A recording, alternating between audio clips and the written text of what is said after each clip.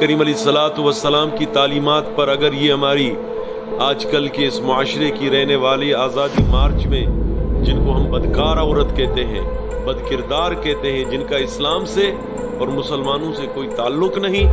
اگر نبی کریم علیہ الصلوۃ والسلام کے اسوہ حسنہ پر عمل کریں اور وہ پڑھیں، مطالعہ کریں اور دیکھیں کہ نبی کریم علیہ الصلوۃ والسلام اپنی لخت جگر اماں بی بی خاتون جنت کے ساتھ کس قدر محبت کرتے تھے، یہاں تک کہ فرمایا کہ فاطمہ تو جنت کی بیویوں کی سردارہ ہے، اور دوسری جگہ حکم فرماتے ہیں کہ جنت ساتوں آسمانوں سے اوپر آگے، جنت آگے تھی، دور تھی، اور اس جنت کو میں نے یعنی محمد نے کھینچ کر ماں کے قدموں کے نیچے رکھا۔ ہم اس اسلام کے دائی ہیں، ہم اس اسلام کے چاہنے والے ہیں۔ آزادی اسلام کے اندر آزادی چاہتے ہیں، کیا وہی آزادی جو شروع اسلام میں تھی؟ اسلام سے پہلے جو آزادی تھی، کیا قرآن مجید کے اندر اللہ رب العالمین ارشاد فرماتا ہے اذا بشر احدهم بالانثى ظل وجهه مسودا وهو قزیم، اگر کسی ایک کو کسی لڑکی کی پیدائش کی اگر خبر سنائی جاتی تھی تو وہ آگ بگولا ہو جاتا تھا، غصہ ہو جاتا تھا، یہاں تک شروع اسلام سے آپ پہلے دیکھیں تاریخ اٹھا کر کہ وہ لڑکیوں کو پیدا ہوتے ہی زندہ قبر کے اندر دفناتے تھے۔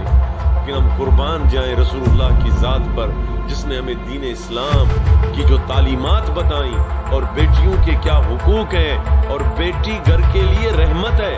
یہ ہمیں نبی کریم صلی اللہ علیہ وسلم نے فرمایا۔ اسلام کے اندر کسی عورت کے ساتھ جبر نہیں، لا اکراہ فی الدین، ہم اس دین کے پڑھنے والا ہیں، دین میں کوئی جبر نہیں، کوئی زبردستی نہیں۔ یہ بنی بنائی ہوئی باتیں آپ اپنے کلچر میں لے جائیں، وہاں لے جائیں۔ مغرب کی تہذیب میں کچھ عرصہ پہلے جو آدھے گھنٹے کی لوڈ شیڈنگ ہو گئی کسی یورپ ملک کے اندر، اس آدھے گھنٹے کے اندر 30,000 وارداتیں ہوئی، جس کے اندر زیادہ تر ریپ کی وارداتیں تھیں۔ یہ پاکستان ہے، اسلامی جمہوریہ پاکستان، اور اس کی بنیاد کلمے کی بنیاد پر بنایا گیا، لا الہ الا اللہ محمد الرسول اللہ۔ تو انشاءاللہ یہ وطن عزیز ہمیشہ رہنے کے لیے آیا ہے، اور اس کو کوئی ختم نہیں کر سکتا۔ اس کو مٹانے والے، اس کی جڑوں کو کمزور کرنے والے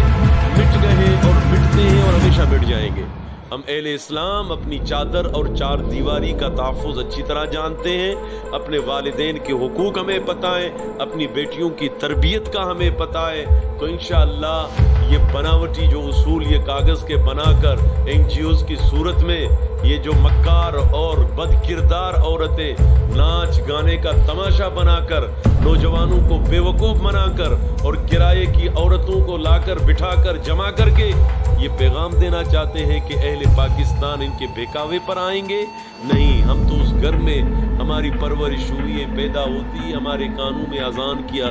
ندائیں اور صدائیں اور آوازیں آئی ہیں، اللہ